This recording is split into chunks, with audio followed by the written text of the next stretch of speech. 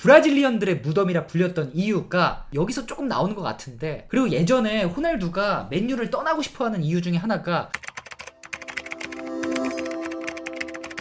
로빈요 안토니의 부활. 지난 2022년이죠. 맨체스터 유나이티드는 아약스로부터 약 1,500억을 주고 안토니를 영입하는데 성공합니다. 이는 역대 맨유가 가장 비싸게 영입한 선수 2위에 해당하고 역대 가장 많은 이적료를 발생시킨 브라질 선수 3위에 해당하는 엄청난 금액입니다. 하지만 안토니는 이렇다 할 활약은커녕 맨유 역사상 가장 큰 실패작 중 하나라 평가받으며 올드 트래포트에서 조롱의 대상이 되고 맙니다. 결국 주전 경쟁에서도 완전히 밀려 변화가 필요했던 안토니는 이번 겨울 이적 시장을 앞두고 레알 베티스의 임대를 떠나게 됩니다. 레알 베티스 하면 예전에 그 브라질 선배 데니우손이 활약했던 클럽으로도 유명하죠. 베티스에 도착한 안토니는 데뷔전에서 곧바로 MOM으로 선정이 되더니 두 번째 경기에서는 데뷔골을 터트려버립니다. 그러고 유로파 헨트와 경기에서는 2경기 연속골을 집어넣더니 헤타페와 리그 경기에서 자신의 프로 데뷔 이후 처음으로 3경기 연속골을 기록하며 라리가에서 당시까지 뛴 4경기에서 모두 최우수 선수를 차지하는 기염을 토했습니다. 그리고 지난 2일 베티스는 레알 마드리드를 2대1로 꺾는 이변을 연출했는데, 이날 안토니는 오른쪽 윙어로 선발 출전해서 레알 왼쪽 수비진을 집요하게 공략하며 풀타임을 출전했고 팀 내 3번째로 높은 평점을 받았습니다. 이날 안토니는 패스 성공률 92%, 기회 창출도 2번을 기록하며 공격 쪽에서도 잘했는데 더욱 빛났던 부분은 수비였습니다. 포스코어드닷컴에 따르면 안토니는 태클 6회 성공, 가로채기 1회, 걷어내기 2회, 리커버리 6회를 기록하며 적극적인 수비 가담을 보였는데, 특히 비니시우스가 주로 공략하는 왼쪽 측면을 효과적으로 차단하는 데 기여하며 레알 마드리드의 주 공격 루트를 위협적이지 못하게 만들었습니다. 이로써 안토니는 베티스 입단 후 공식전 7경기에서 3골 2도움을 기록하며 현재까지는 완전히 부활에 성공했다고 말할 수 있을 것 같아요. 저도 이제 한때 프리미어리그는 브라질리언들의 무덤이라 불렸던 시절, 호빙요가 맨시티로 처음 왔던 시절, 그 시절, 물론 호빙요를 처음 좋아한 건 레알 시절이었지만 그 시절부터 브라질리언 공격수가 프리미어리그에 온다는 소식을 듣게 되면 막 그 선수 어린 시절 스페셜을 다 찾아봤을 정도로, 특히 프리미어리그 브라질리언들에 대해서 굉장히 설레이고 관심이 많았었는데, 그 중에 제가 좋아했던 선수는 맨시티 조, 맨유 안데르손, 리버풀 피르미누, 루카스 레이바도 간지였어요. 기대를 엄청 했던 선수는 바티스타, 제주스, 쿠티인요. 요즘은 사빙요가 진짜 완성형 브라질리안 윙어 포스를 가진 것 같아요. 그 뭔가 어린 시절 축구를 유럽처럼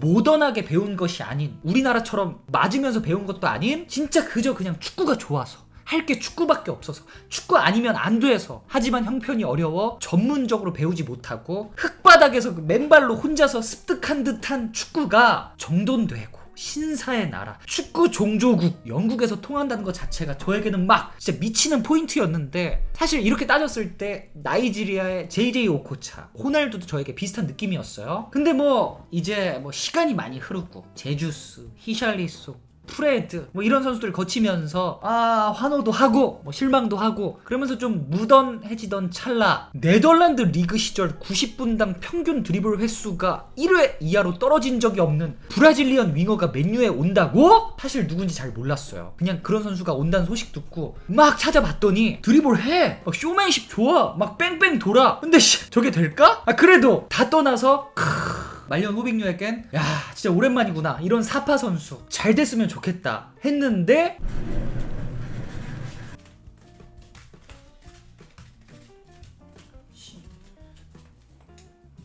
물어.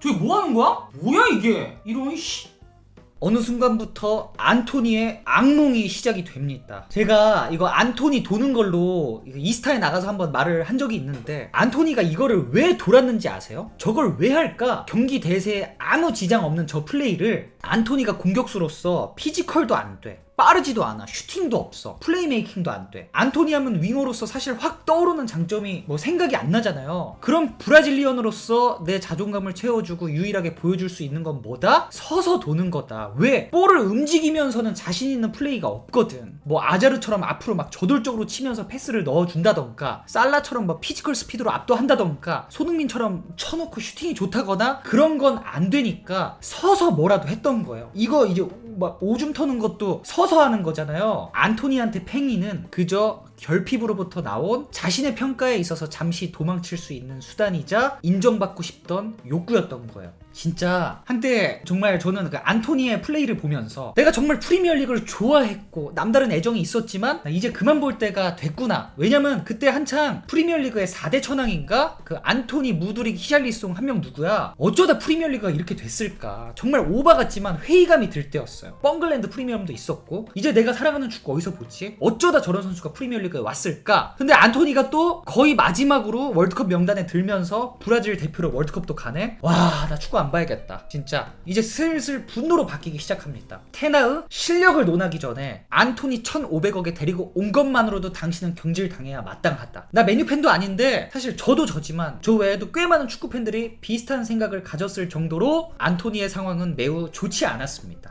그런데 안토니는 어떻게 다시 부활을 할 수 있었을까? 정말 탈 맨유의 효과라는 게 존재하는 것일까? 안토니는 최근 한 스페인 출판사와의 인터뷰에서 자신의 활약에 대해서 이렇게 말했습니다. 가장 중요한 포인트는 다시 제 자신을 찾았다는 것입니다. 우리가 행복하고 만족할 때 모든 것이 잘 풀립니다. 저는 정신적으로나 육체적으로 이 순간을 위해 노력했습니다. 저는 매우 행복합니다. 역시 그 마음이 편안하고 집안이 편안해야 바깥일이 잘 풀리는 건 뭐 세상 만사 만국 공통인가요? 그럼 맨유에서는 왜 그런 감정들을 느끼지 못했을까? 더 아틀레틱에 따르면 클럽 스카우터들은 안토니의 이름이 처음 나왔을 때 그의 가치를 2,500만 파운드 약 450억으로 평가했지만 아약스와의 협상에서 맨유는 더욱 급박해지면서 결국 8,500만 파운드 약 1,600억 원까지 이적료가 뛰게 되었다라고 말을 했습니다. 맞아! 따지고 보면 안토니가 나 1,600억짜리 선수예요 라고 한 적은 없어요. 그러니까 여러분들 야 토니야, 맨유 테나우가 널 원한다. 우리도 너의 미래를 위해 적당한 금액으로 너를 보내기로 했다. 아 진짜요? 고맙습니다. 와, 나 진짜 맨유 가는 건가? 그래, 우리가 너를 상파울루에서 230억 정도에 데리고 왔으니까 최소 2배 이상은 불러서 450억 정도에 너를 보내줄 예정이다. 에? 제가 그 정도입니까? 아 예. 아무튼 팀에 이득을 안기고 떠날 수 있어서 기쁩니다. 다음날 야 토니야, 맨유가 한 3배 이상 불러도 너 살 기세다. 한 700억 불러보려고. 와 그래요? 좋긴 한데 그러다 저 못 가는 거 아닙니까 맨유? 제가 아무리 그래도 700억은 아닌 것 같은데 그 시각 맨유 야 1,000억은 불러야 아약스가 안토니 줄 것 같은데요? 이봐 테나우, 아무리 우리가 너를 신임하지만 네덜란드 리그 선수한테 1,000억을 쓰긴 힘들어. 정말 안토니가 그 정도 값을 할 수 있을 거라 생각하나? 테나우 네 진짜 한 번만 믿어주십시오. 제가 보증합니다. 오케이 아약스 1,000억. 아약스? 아 예? 잠깐만요.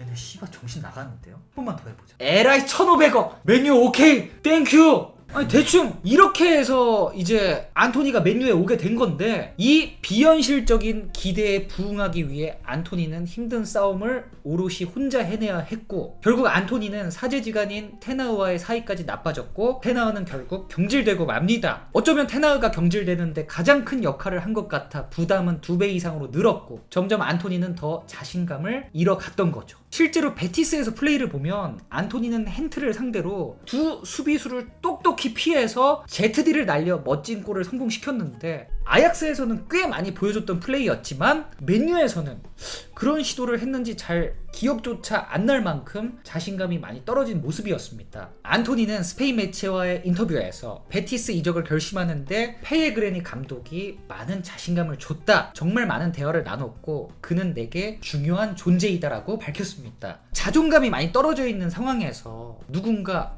넌 잘할 거야. 진짜 내가 아는 너는 분명히 능력이 있어. 라는 매니저를 만난다면 그 믿음에 보답을 하고 싶어서라도 어떤 잠재적인 능력이 나오는 순간이 있지 않나. 그리고 아까 말한 안토니의 어떤 수비적인 수치가 어떻게 보면 선수의 어떤 의욕을 나타내는 것 같기도 합니다. 그런데 사실 그저 그냥 편안하다고 해서 믿음만 있다고 해서 능력이 없던 선수가 하루아침에 능력이 생기는 거는 사실 불가능한 일인데 전 크리스털 팰리스의 스트라이커였던 클린턴 모리스는 또 이렇게 말했습니다. 라리가가 프리미어리그만큼 빠르고 몸싸움이 거친 리그는 아니지만 그렇다고 해서 수준이 확 떨어지는 건 아닙니다. 스페인 1부 리그는 전체적인 팀 퀄리티 면에서 프리미어리그와 충분히 견줄 만한 리그다. 그런 리그에서 현재 안토니가 최고의 선수들과 어깨를 나란히 하고 있다는 점을 보면 그가 결코 낮은 단계로 내려간 건 아니다. 근데 확실히 PL이 그런 건 있는 것 같아요. 다른 리그보다 좀 거칠고 비교적 템포가 빨라서 이 드리블을 좋아하고 비교적 피지컬이 강하지 않은 브라질리언들의 무덤이라 불렸던 이유가 여기서 조금 나오는 것 같은데, 그리고 예전에 호날두가 맨유를 떠나고 싶어하는 이유 중에 하나가 너무 잦은 비라고 했던 적이 많이 있었어요. 왜냐면 비가 오면 땅이 젖고 막 질퍽해져서 드리블러한테는 불리하고 선수도 뛸 맛이 안 나고, 그런데